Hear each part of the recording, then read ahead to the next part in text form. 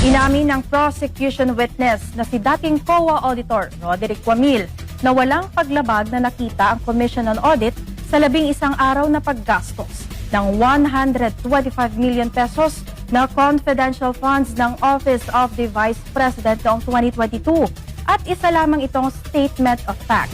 Si Jason Rubrico sa report.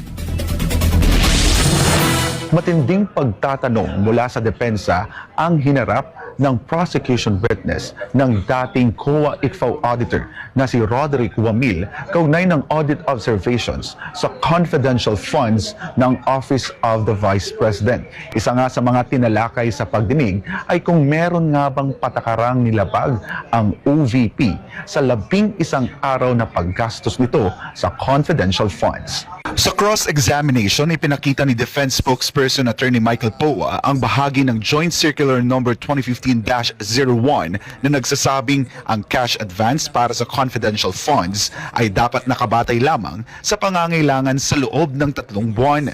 Tinanong ni Poa si dating COA Intelligence and Confidential Fund Audit Unit o ICFAO Auditor Roderick Wamil kung may provision bang nagbabawal na gamitin ang cash advance sa loob ng 60 araw o kahit sa loob lamang ng 11 araw. Base po dyan sa provision na yan, nakasulat na ang maximum amount ay para sa 3 buwan.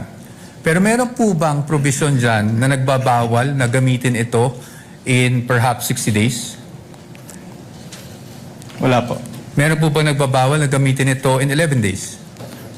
Wala din po. Maaalalang sa ulat ng COA, ginastos ng OVP ang 125 million pesos na confi funds sa loob lamang ng 11 araw noong December 2022.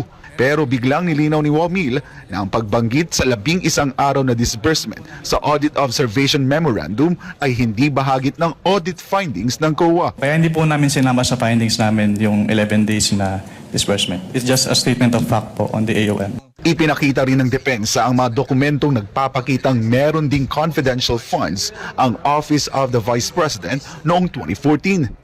Iniharap ni POA ang isang Special Allotment Release Order o SARO mula sa Department of Budget and Management at isang liham mula sa Malacanang na nagbibigay ng confidential funds kay dating Vice President Jejomar Binay. Noong 2014, issued December 22, 2014.